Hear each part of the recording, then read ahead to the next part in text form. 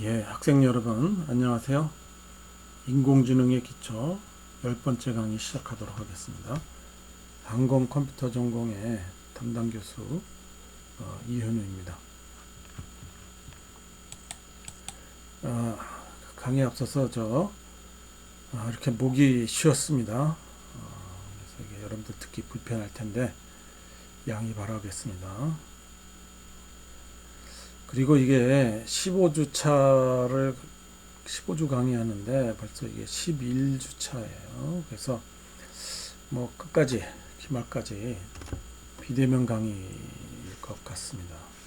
지금 그 코로나 확진자 수가 500명, 700명 이렇게 나오는 판이니까 어쩔 수가 없을 것 같습니다.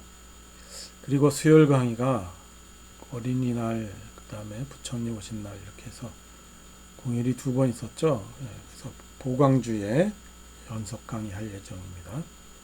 그래서 자기 주석습 잘 하기 바라도록 하겠습니다. 이번 강의는요, 교재진도 5장 나가도록 하겠습니다. 그리고 지난주 리포트 공분산을 직접 손으로 한번 더 계산을 해봐라. 그죠? 그래서 직무 적합도의 평균, 상사평가, 잔업시간, 근속연수, 그 다음에 영업실적, 요 각각의 이렇게 평균을 이렇게 냈죠. 예, 그 다음에 이제 직무 적합도하고 영업실적하고 그 평균을 한번 보도록하겠습니다. 그래서 CORPA라고 되어 있었죠. 그래서 한쪽에서는 그,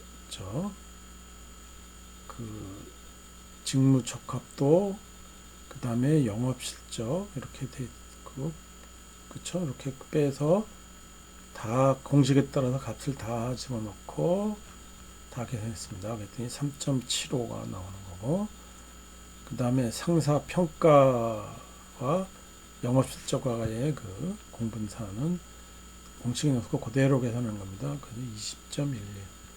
잔업시간하고 영업실적 학과의 공분산을 하면 109.375, 근속연수는 마이너스 16.25 이런 식으로 거둘 수가 있었습니다. 자, 이번에 이제 5장 선형회기로 들어가도록 하겠습니다. 예, 빅데이터를 같이 듣는 학생은 이제 중복이 좀 되는 바가 있어. 예, 개념은 이미 그 빅데이터가 지금 아마 먼저 강의가 됐을 거예요. 그래서 개념은 아마 다 알고 있을 겁니다. 그래서 이게 그 인공지능에서 제일 기본, 그러니까 뭔가를 우리가 예측을 하려고 그럴 때 그 제일 첫 번째 하는 것이 선형회귀가 되겠습니다. 그래서 또 설명하기도 쉽고 여러분들이 이해하기도 쉽습니다. 그래서 선형회귀 모델을 가지고 다뤄보도록 하겠습니다. 그래서 선형회귀 모델은 이렇게 직선이나 평면상에서 어떤 값을 이렇게 예측하는 그 직선일 것이다, 혹은 평면일 것이다 이렇게 예측하고 하는 겁니다. 그래서 이게 단순 회귀 분석 변수가 하나고 다중 회귀 분석 이렇게 공부할 겁니다. 이건 빅데이터 분석한 학생들은 이게 중복이 좀 되니까 개념 이해하는데 어려움이 없을 거라고 봅니다. 자, 그래서 인공지능이 하는 실제 예를 알아보도록 하겠습니다. 그리고 선형회귀 모델이 어떤 의미를 갖는지 우리가 좀 이해를 해보도록 하겠습니다. 그래서 이 수학이 어떻게 그 인공지능 이 알고리즘 하는데 응용되는지 확인을 또 해보도록 하겠습니다. 자, 그래서 우리 관심이 요즘 부동산 관심들이 많죠. 예, 그래서 이 주택 가격의 추정 모델을 한번 구축해 보자 이겁니다. 그러면 주택 가격에 그 영향을 미치는 게 뭔가 이겁니다. 그래서 주택 가격이 우리가 보는 종속 변수 혹은 목적 변수가 되는 거죠. 그렇죠? 그 다음에 주택 가격에 영향을 미칠 것이라고 예상되는 변수들이 있죠. 그러니까 어디냐, 물건의 주소, 입지 조건, 그 다음에 건축 연수 몇 층, 방의 배치, 뭐 등등 여러 가지 주택 가격에 그 영향을 미치는 여러 변수들, 이런 설명 변수들을 독립 변수들이라고 하도록 하겠습니다.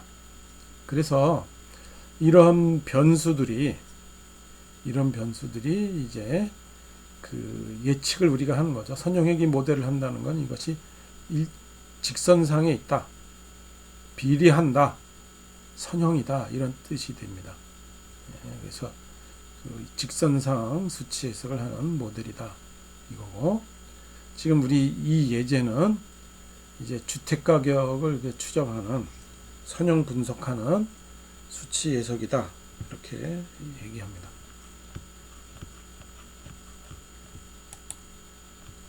그래서 선형성이라는 게 뭐냐, 결국 직선이라고 보면 됩니다. 직선을 닮은 관계다 이거죠. 그래서 y equal ax 플러스 b 이런 형태로 1차식으로 그 관계가 맺어져 있다라고 이렇게 생각을 해봅니다.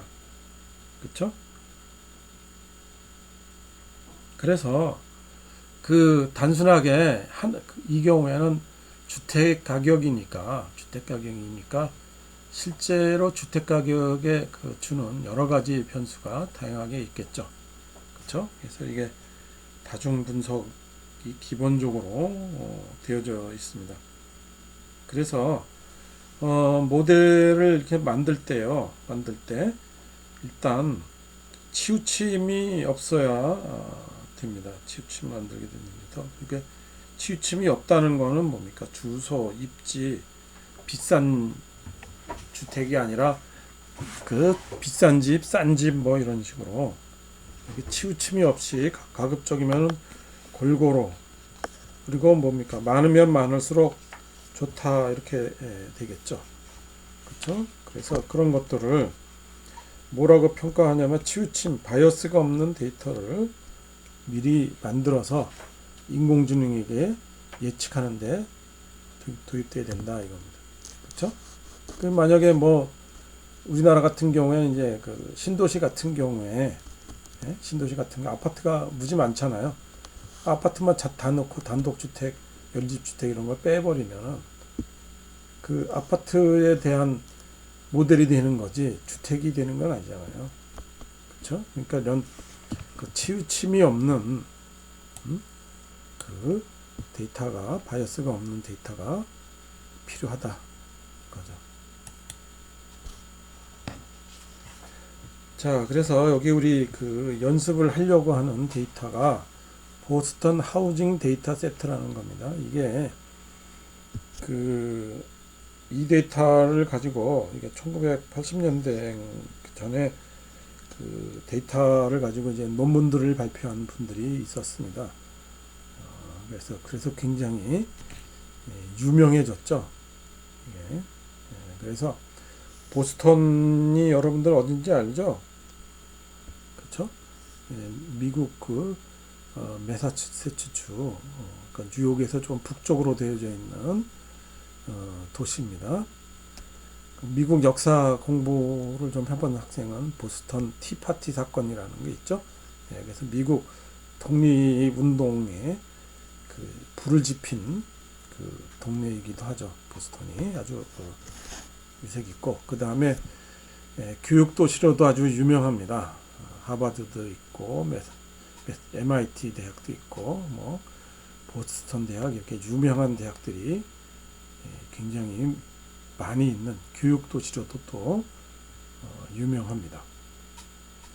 그래서 이게 그 보스턴 하우징 데이터 세트를 이제 가지고 이제 논문 발표한 분들이 초창기에 있기 때문에 이게 굉장히 유명해졌고, 그래서 이게 그 머신러닝용 라이브러리, 우리 SCI-KIT 런, 그쵸? 우리 스키키트라고 부르는데요. 이게 스키키트 런에 포함되어 있습니다. 머신러닝 공부하는 라이브러리에 따로 데이터를 이제 다운로드 받지 않아도 뭐 된다. 뭐 그런 내용입니다. 데이터를 그래서 자세히 보려면은 이게 요 밑에 사이트를 가면은 이 데이터를 직접 자기가 다운받아서 볼 수도 있습니다. 여기. 그래서 총 14개의 컬럼이 있습니다. 그리고 그 각 변수마다 506개의 데이터가 있습니다. 그렇죠? 그래서 그리고 그 맨 마지막을 보면은 이게 MEDV인데요. 이게 주택 가격의 중앙값입니다. 메디언 주택 가격의 중앙값이 우리의 그 종속 변수, 목적 변수가 되겠죠. 가격을 보는 거니까요. 그렇죠? 예, 그러니까 14개가 있는데 그러면 뭡니까? 독립 변수, 설명 변수는 13개가 되는 거죠. 이렇게 되어 있고 이 사이트를 가면은 여러분들이 데이터를 직접 다운로드 받을 수도 있습니다. 자, 데이터 세트의 설명이에요. 그래서 이렇게 보면은 그 제일 앞에 첫 번째가 SRIM입니다. 이게 크라임이죠, 크라임. 그래서 인구 1인당 범죄 발생 수 이겁니다. 단위는 당연히 횟수가 되겠죠. 자, 범죄가 많이 발생하는 동네는 주택 가격이 비쌀까요, 쌀까요? 네, 당연히 사람이 범죄가 많이 발생하면 사람이 살고 싶지 않죠. 네, 그러니까 당연히 가격이 쌉니다. 그 다음에 ZN은 뭐냐면 25,000 평방피트 이상의 주거지역이 차지하는 비율입니다. 그 동네에. 그 다음에 INDUS입니다. 이게 인더스트리겠죠. 그래서 소매업을 제외한 상업지역이 차지하는 면적의 비율. 그렇죠? 주거지역이 많으면 어떻게 돼서 사람이 살기 좋겠죠. 그런데 상업지역에서는 사람이 살고 싶지 않죠. 별로. 시끄러우니까요. CHAS는요. 이게 찰스강입니다. 그래서 우리 한강 조망권이죠. 그렇죠? 한강 조망권 생각해 보면은 가격이 영향을 주겠구나 하는 걸 당연히 여러분들 알게 할 겁니다. 그렇죠? 그 다음에 NOx는 이게 여러분들 공해 자동차 매연 대표적인 거죠. 그래서 그 공기 오염입니다. 그 다음에 RM이 가구당 방 개수의 평균입니다. 그러니까 그 당연히 방이 많은 가격이 집이 방값이 비싸겠죠. 그 다음 AGE 이거는 이제 그 1940년 이전에 지어진 건물의 비율입니다. 그러니까 오래된 건물이 많냐 적냐 그거죠. 그렇죠. 이게 보스턴이 이제 오래된 도시니까 이게 필요한 변수가 되겠습니다. 그래서 DIS입니다. 그래서 보스턴시의 5개 고용시설로부터의 거리입니다. 이거는 그러니까 그 사람들이 일을 많이 하는 동네잖아요. 그러니까 여기에 가까운 곳에서 살고 싶겠죠, 당연히. 그렇죠? 일을 많이 하는 거죠. 그 다음에 RAD는 순환 고속도로가 있는데 거기에 접근하기 쉽냐 이겁니다. 거리가 어떻게 되냐 이거죠. 그렇죠? 당연히 이제 고속도로 거기에서는 가까우면 교통이 편리하다는 얘기죠. 그 다음에 TAX입니다. 그래서 이게 만불당 부동산 세율의 총합. 그러니까 이제 부동산 세율이 어떻게 되냐. 그 다음에 PT 레이쇼입니다. 이게 뭐냐면 학교가 있는데 교사 1인당 학생 수가 어떻게 됩니까? 적으면 좋겠죠. 적으면 좋은 학교다 이 말입니다. 미국은 지방자치가 확립이 돼 있어서 이게 부자 동네일수록 학교의 시설이 더 좋고 교사도 많이 뽑습니다. 예산이 많기 때문에. 가난한 동네는 예산이 적으니까 학교가 더 안 좋죠. 교사일인데 학생 수가 더 많습니다. 시설도 당연히 안 좋고요. 우리나라 같이 이렇게 그 지방자치에 하더라도 국가가 차지하는 그 훨씬 더 크기 때문에 이게 별 그게 없는데요. 미국은 지방자치가 굉장히 그 교육에 미치는 영향이 크기 때문에 이 변수가 필요합니다. B는 흑인의 비율입니다. 이건 뭐 인종 차별 관련된 거지만 백인들이 많이 사는 동네 입장에서 보면 흑인이 많이 사는 거는 좋아하지가 않는다는 거죠. 이게 좀 인종차별적으로 좀 그렇지만 뭐 현실인 것 같습니다. 미국 내에서. 그 다음에 LSTAT, LST죠. 이것 역시 저소득 업종에 종사하는 인구의 비율. 그 다음에 맨 마지막에 MEDV, 주택가격의 중앙값지대입니다. 단위는 내가 이렇게 설명을 좀 안 했는데요. 이게 그 단위 설명이 좀 필요합니다. 단위 설명이. 그래서 여기 보면은 CH 이제 찰스강이죠. 그래서 더미 변수라 그랬어요. 강변 지역은 1, 그 위의 지역은 0, 뭐 이런 식으로 되는 겁니다. 그 온 오프죠. 그렇죠? 온 오프 기냐 아니냐 이렇게 되는 거고, 등간 척도는 뭡니까? 이게 일정한 간격으로 끊어졌다는 얘기죠. 그래서 1에서 24까지 해놓고 그 단계별로 등간격으로 척도를 매겼다 이 말입니다. 이를테면 뭐 100m 단위로 끊었더라 이 말입니다. 뭐 이런 식으로. 그래서 칼럼의 개수는 총 14개가 됩니다. 변수가 14개가 있다는 얘기고, 요 하나만 맨 끝에 있는 MEDV가 이제 종속 변수, 이쪽이 독립 변수가 되고, 이게 행이죠. 506 행이라고 그러는데 이게 바로 데이터의 개수가 되겠습니다. 그렇죠? 그래서 총 14바이 506이 데이터가 됩니다. 자, 이게 데이터 세트의 개요를 설명을 했고요. 데이터의 종류와 의미를 보면은 이제 그 명목 척도라고 부릅니다. 혹은 뭐 더미 변수라고 그러죠. 분류나 구별을 하는 겁니다. 그래서 이제 아까 강변이면 1, 강변이 아니면 0, 남성이면 0, 여성이면 1, 뭐 이런 식으로 하는 거를 이제 명목 척도 등 더미 변수 이렇게 합니다. 그 다음에 서열 척도입니다. 그래서 대소 관계가 의미가 있는 겁니다. 그 나쁨, 보통, 좋음 이렇게 그 나누면은 나쁨을 0, 보통을 1, 뭐 좋음은 2로 하자. 이거 서열이 되겠죠. 그렇죠? 이게 아주 나쁨, 뭐 아주 좋음, 뭐 이런 식으로 하면 이제 또 단계가 5단계로 더 늘어나게 되겠습니다. 등간 척도는 이제 간격의 의미가 있는 척도를 합니다. 아까 그 거리 얘기했었죠. 그렇죠? 그래서 거리를 이제 그 0에서부터 24까지 단계를 나눈 거죠. 그래서 이게 그 줄 사이에 차가 의미가 있는 겁니다. 그래서 뭐 예를 들어서 이제 서기 몇 년, 연도가 이제 1년씩 되어 있는 거죠. 비율 척도입니다. 이게 비례 이런 것으로 되어 있는 거죠. 그래서 비례에도 의미가 있는 변수가 되는 겁니다. 속도, 뭐 키, 체중 이렇게 4단계로. 크게는 이제 질적 데이터, 양적 데이터가 되는 거고, 그 단계에서 또 이렇게 둘로 나눠서 4단계도 나옵니다. 그렇죠? 그래서 여기 보면은 곱셈이나 나눗셈의 의미가 있냐 없냐 이겁니다. 그렇죠? 네, 그런 경우 요 등간 척도하고 비율 척도입니다.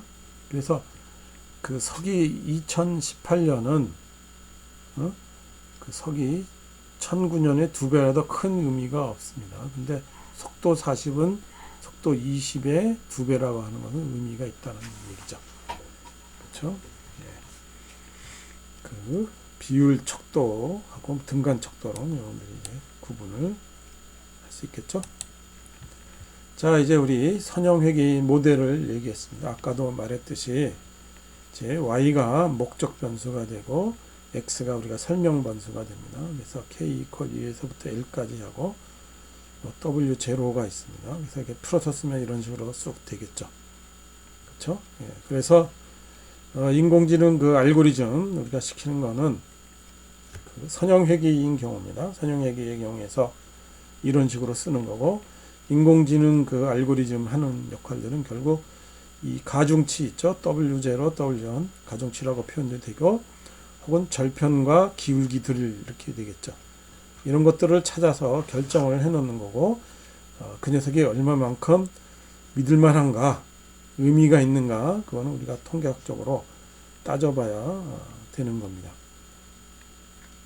그래서 여기서 XK는요, 보스턴 하우스의 그 변수들, 그래서 CRIM, GEN, INDS 이런 식으로 쭉 돼서 13개가 됩니다. 그래서 그 다음에 YK가 MEDV가 되겠죠. 이제 학습용 주택 가격이 우리가 되겠습니다. 그렇죠? 학습용 주택 가격이 이렇게 되는 걸 볼 수 있습니다. 그래서 선용회기 모델을 보면은 요 앞에 쓴 이렇게 쭉 풀어서 쓴 경우가 이제 목적 변수가 여러 개가 있을 수가 있죠. 그렇죠? 목적 변수 여러 개가 있으면은 이런 식으로 우리가 표현을 해줄 수가 있습니다. 이런 식으로 모델로 매트릭스의 곱으로서 이렇게 표현을 해줄 수가 있습니다. 이 경우에는 y가 하나죠. y가 하나 되고, 그 다음에 여기 보면 요 n이 있죠. 요 n이 506이 됩니다.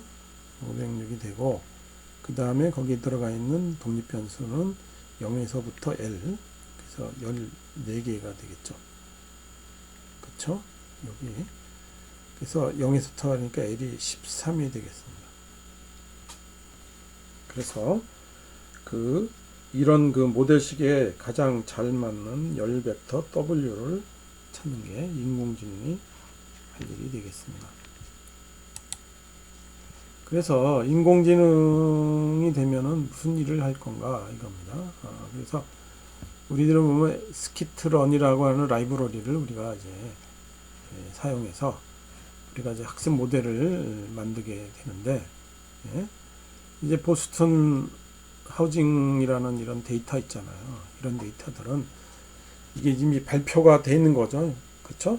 이거 가지고 이제 인공지능 학습 연습을 하는 데이터로서 이미 논문 발표돼서 잘 정제돼가 된 데이터입니다. 이렇게 수집된 데이터를 가공하고 전처리를 해야 됩니다. 우리 빅데이터 나랑 공부한 학생들 이거 굉장히 중요하다고 내가 강조했었죠. 시간이 굉장히 많이 소모가 되는 일이 됩니다. 그래서 인공지능 하는 엔지니어가 되면 대부분이 이런 데이터 가공, 빅데이터 분석하는 사람들도 마찬가지입니다. 그렇죠? 그래서 이 데이터 정제하는 것도 이제 인공지능을 시키자, 지금 그렇게 되고 있습니다. 워낙 시간이 많이 데이터가 너무 크면은 이런 거 하기도 굉장히 어렵습니다. 빅데이터인 경우에는요. 자, 그래서 우리 최소 제거법으로 이제 실험 데이터들의 가중치들을 한번 찾는 것을 보도록 하겠습니다. 그래서 우리가 최소 제거법, 우리가 리스트 스퀘어 메서드라고 부르는 녀석입니다. 우리 빅데이터 분석에서는 그냥 R에 제공되어 있는 그냥 함수를 썼었죠. 그렇죠? 여기서는 그 함수를, 그 결과를 어떻게 찾아냈나 그 과정을 일부나마 보여주도록 하겠습니다. 그래서 최소 제거법으로 선형 회기를 한다 이렇게 되겠습니다.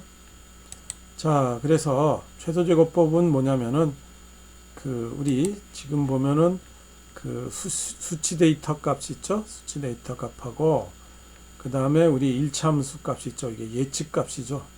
그것의 차이, 오차가 됩니다. 오차를 그냥 더하면 0이 되니까 절대값을 하던가 아니면은 제곱을 해줍니다. 그래서 여기서는 제곱이 돼요. 그 제곱을 한 녀석을 다 더해주죠. 다 더해준 녀석이 최소가 되는 게 될 때 방정식 푸는 겁니다. 그래서 그때 가중치를 찾는 것이 되겠습니다. 자, 이게 예제를 봐야 돼요. 지금 보스턴 하우징을 바로 쓰기는 좀 데이터가 너무 많고 어려우니까 이게, 그래서 그 예제를 보겠습니다. 목적 변수 y를 원룸 월 임대료, 설명 분수 x를 역까지, 우리 뭐 이렇게 전철역이겠죠. 거리라고 할 때 이 관계를 이렇게 정리했다 이겁니다. 데이터가 4개밖에 없어요. 예, 그래서 그 원룸 월 임대료하고 지하철역까지의 거리가 이런 직선 관계, 선형 관계가 있다고 할 때 그때의 가중치 W0, W1을 구해봐라 이겁니다. 자, 그래서 이걸 뭔지 모르지만 W0, Y equal W0 플러스 W1X 라고 썼습니다. 이게 우리가 예측값이고 가시죠. 알고 있다고 쳐봅시다 한번. 그러면은 점이 이렇게 4개가 있죠. 그렇죠. 그리고 요 직선 점 1번과 요 차이 있죠. 요게 바로 뭡니까? 오차죠. 오차라 그랬죠. 그래서 이 오차를 그냥 다 더하면 0이 됩니다. 근데 그러니까 절대값을 하던가 아니면은 이렇게 제곱을 하던가. 여기서는 제곱을 씁니다. 왜냐하면 절대값은 미분이 안 되거든요. 예, 그래서 이렇게 절대값을 해서 전체를 양으로 만들고 그거를 미분을 해보겠습니다. 우리가 공부한 MSE를 최소화하기 위해서 미분을 해봐야 되겠죠. 그렇죠? 그래서 첫 번째 빼보겠습니다. 예, 그래서 8.7에다가 x값이 0.5였죠. 예, 그래서 이렇게 뺀 다음에 제곱. 그 다음에 두 번째는 7.5였죠. 거기에 0.5. 7.1에 1.1. 6.8에 1.5죠. 그래서 그걸 뺀 다음에 제곱을 다 해주면은 이렇게 됩니다. 변수는 두 개죠. W0랑 W1이 됩니다. 그래서 이걸 최소 해야 되니까 미분을 해줘야 되죠. 미분하고 그거를 0을 해줍니다. 그러면 뭡니까? 이제 그 연립방정식이 나왔죠. 연립방정식을 풀면은 우리가 W0는 9.2836이 되고 W1은 마이너스 1.8037이 나옵니다. 그래서 하나의 설명 변수가 있을 때 이렇게 직선이 된다 이거죠. y equal 마이너스 1.8037x 플러스 9.2836이 된다 이겁니다. x가 거리였죠. 그래서 거리 지하철역에서 더 멀어지면 싸진다 이렇게 됩니다. 그래서 그 모델식의 그 결과와 실제 데이터의 오차가 최소가 되게 만들어서 제곱한 녀석의 오차입니다. MSE죠. 그 모델의 가중치 W를 갖는 것이 바로 이 최소 제곱법이 되겠습니다. 미분을 공식적으로 들어가야 됩니다. 자, 빅데이터 분석에서 우리가 이미 그 아래서 LM을 써봤죠. 그래서 우리가 내가 X를 넣고 Y가를 넣어봤습니다. 그리고 LM을 썼습니다. Y tilde X 하고 M을 해보니까 이제 절편 나왔고 기울기가 나왔죠. 아까랑 요게 지금 R에서는 소수점 아래 셋째 자리까지만을 끊었습니다. 넷째 자리가 아니라. 그래서 반올림이 됐기 때문에 차이가 있지. 본질적으로는 같은 녀석이죠. 근데 머신러닝은 라이브러리는 파이썬 언어에서 잘 되어 있습니다. 그래서 우리가 SQL이 scikit-learn이라고 부르는 녀석입니다. scikit-learn이라고 부르는 SKI 있죠. 그거를 이제 파이썬에 있거든요. 머신러닝 라이브러리가. 그래서 파이썬에서 머신러닝 그 알고리즘을 우리가 연습을 해볼 수가 있습니다. 파이썬에서도. 그래서 그 얘를 불러야 됩니다. 그래서 파이썬에서 보면은 from sklearn 하고 linear model import linear regression입니다. 그래서 이렇게 써야 우리 머신러닝 라이브러리의 선형 회귀 분석을 불러 올려오는 겁니다.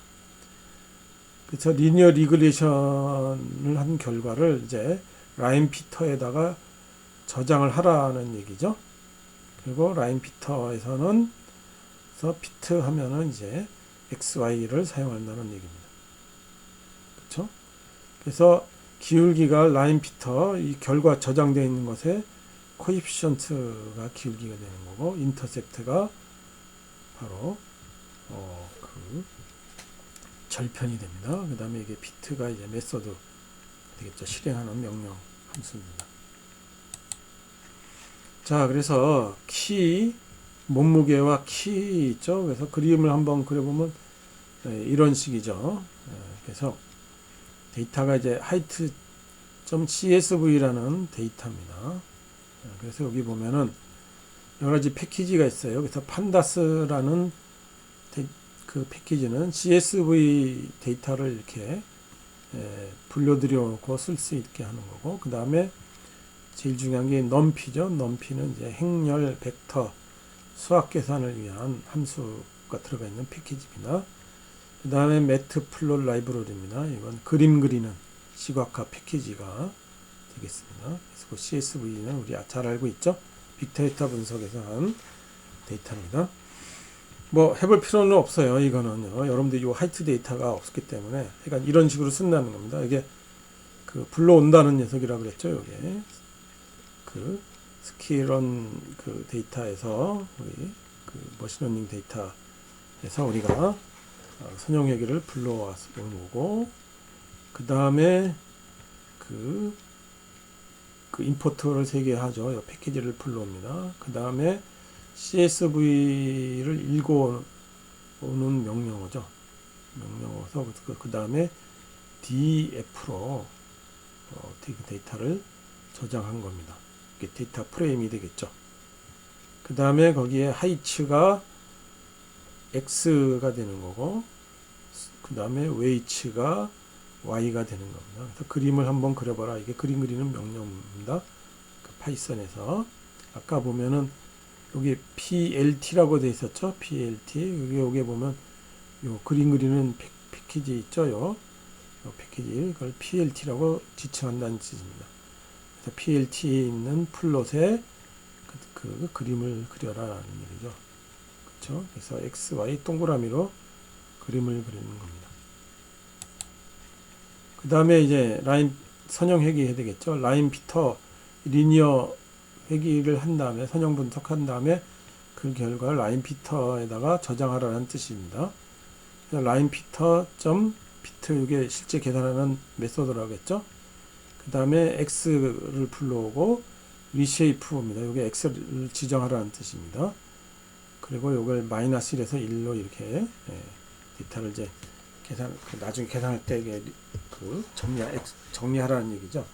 그 다음에 그 y 값 y로 쓰는 겁니다.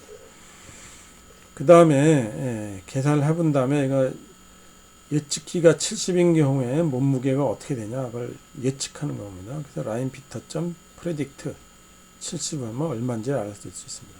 그 다음에 코에피션트를 하면 기울기를 알 수 있고, 라인 피터 점 인터셉트를 하면은 절편을 알 수가 있습니다.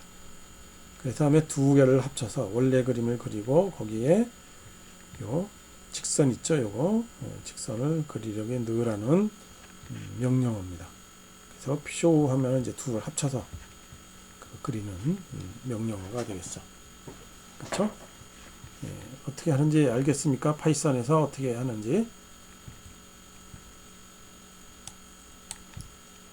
자, 우리 파이썬에서 아까 우리 예제 있죠, 그걸. 그래서 요거를 x 하겠습니다. 그 다음에 y가 이제 임대료가 되겠죠, 월세. 여기 역까지의 거리가 되어 있고, 이게 x에서는 이게 리쉐이프를 해줍니다. 그 다음에 리니어 리그레이션은 결과를 모델에다가 저장해 다오. 그쵸? 그 다음에 그걸 이제 x, y 가지고 피트 리니어에서 피트를 해봐라는 얘기고, 그 결과를 모델에다가 저장했습니다. 그 다음에 여기 보면 R 스퀘어가 있죠. 우리 빅데이터 분석에 대해서 설명했지만 얼마나 직선에 가까우냐, 1에 가까우면 가까울수록 이게 되는 겁니다. 그래서 이게 스쿼어를 해주는 거죠. 뭐 지금 크게 필요 없지만 필요한 건 뭡니까? 모델점 인터셉트죠. 그걸 프린트 명령을 해서 화면에 출력해 봐라 이겁니다. 그래서 9.2835 이렇게 나오죠. 그 다음에 모델점 코이피션트 언더바 요게 기울기를 보내는 겁니다. 마이너스 1.8 0365 이렇게 나오죠. 그쵸? 이거랑 똑같죠? 이런 식으로 해서 그 파이썬으로 우리가 최소 제곱법 예제를 할 수가 있습니다. 엑셀에서도 우리가 할 수가 있어요. 엑셀에 이렇게 데이터 4개를 집어넣습니다. 그 다음에 엑셀에 지금 안 들어가 있는데요. 여러분들 엑셀에 열고, 그쵸? 이렇게 엑셀에 열고, 파일로 탭을 누릅니다. 그 맨 아래 보면 옵션이 있어요. 옵션을 지정하고, 추가 기능을 누릅니다. 거기 보면 관리가 있거든요. 관리를 하면 거기 엑셀 추가 기능을 우리가 선택하게 돼 있어요.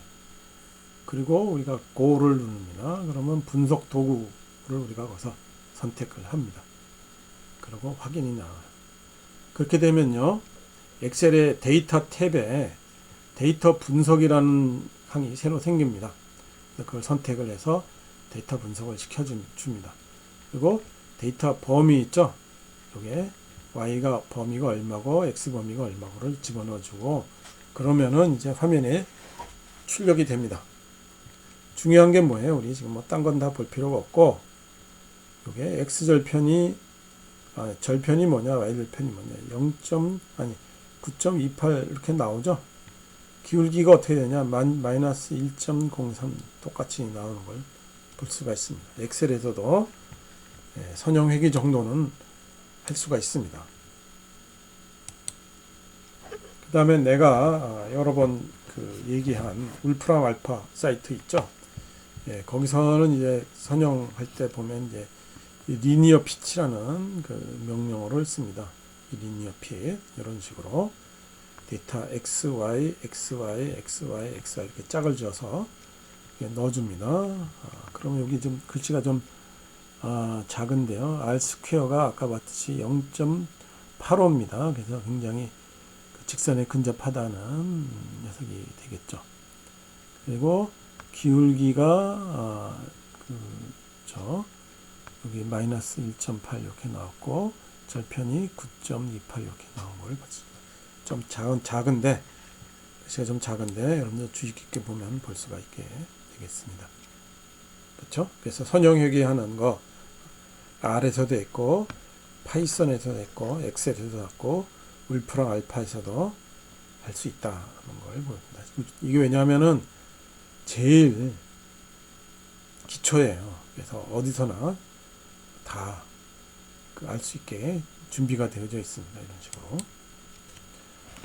자, 그 다음에 이제 일반화된 경우를 우리가 보도록 하겠습니다. 일반화된 경우를 보면은 이게 이제 설명 변수가 이제 굉장히 많겠죠. 그리고 이제 모델식을 우리가 F가 아닌 여러 가지 식이라고 보도록 하겠습니다. 그럼 우리가 이제 D를 계산해낼 수 있죠. YK가 이제 우리 실제 실험 값이죠. 그 다음에 거기에 대응된 이 모델식에서 계산된 예측 값이 차. 그쵸? 우리 차이를 낸 다음에 제곱을 해주고 다 더해줍니다. 그쵸? 근데 우리가 이제 선형회귀니까 이렇게 쓸 수 있죠. 함수를 다중행기입니다. 이런 식으로. 그런 경우 이제 그거를 다 만들어 놓고 D를 이제 만들어 놨으니까 이제 계산을 할 수가 있습니다. 그래서 미분을 쫙 해줘요. 그렇죠? 그래서 L 플러스 1개의 연립방정식이 완성이 됩니다. 그래서 보스턴 하우징에서는 L이 13이라고 그랬죠. 그래서 변수가 W0, W1에서 W13까지 14개의 변수가 나와서 14개의 연립방정식을 풀어야 한다는 얘기가 되겠습니다. 시간이 지금 또 많이 됐네요.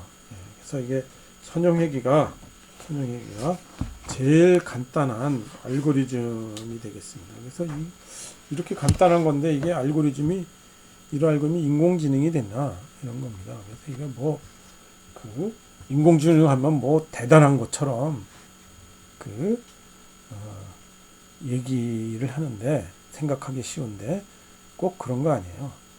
그래서 그, 그 인공지능을 너무 거창하게 생각할 필요가 없고 그 뒤에서 공부할 그 딥러닝을 하기 위해서 이런 지금 선형회계 분석이 꼭 필요합니다.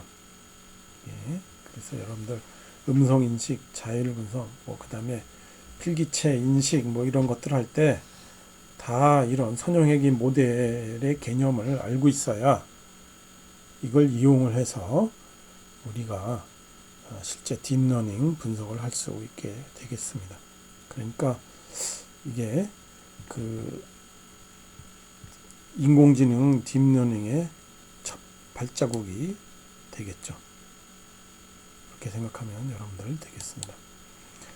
자, 시간이 많이 됐습니다. 그래서 뒤로 넘어가기 않고 여기서 강의를 끊도록 하겠습니다. 그래서 다음 시간에는 이제 5장의 나머지 하고 시간 되는 대로 6장의 자연어 처리를 하도록 하겠습니다. 리포트는요, 여러분들 엑셀을 다 사용할 수 있잖아요. 그러니까 이거를 그 앞에 내가 결과를 보여줬죠. 엑셀 결과를. 그러니까 그 여러분들이 직접 한번 해보기 바랍니다. 그래서 엑셀을 띄우고 데이터 4개니까 데이터 입력도 금방이에요. 그쵸? 그래서 이게 그 여러분들 데이터 분석 그거를 추가한 다음에 옵션에서 한번 해보기 바랍니다. 그래서 그걸 그 내가 한 것처럼 여러분들이 이제 그 하면 캡처를 해서 그 제출해 주기 바랍니다. 할 수 있죠, 이 정도는요. 어려운 내용이 아닙니다. R은 이미 회귀 분석을 빅데이터 분석에서 R은 이미 했고, 파이썬은 지금 안 배운 학생들이 있을 것 같아요. 그래서 이제 파이썬 하기도 그렇고, 그래서 그 엑셀을 저 리포트로 냈습니다. 자, 여기까지 하겠습니다. 학생 여러분 안녕.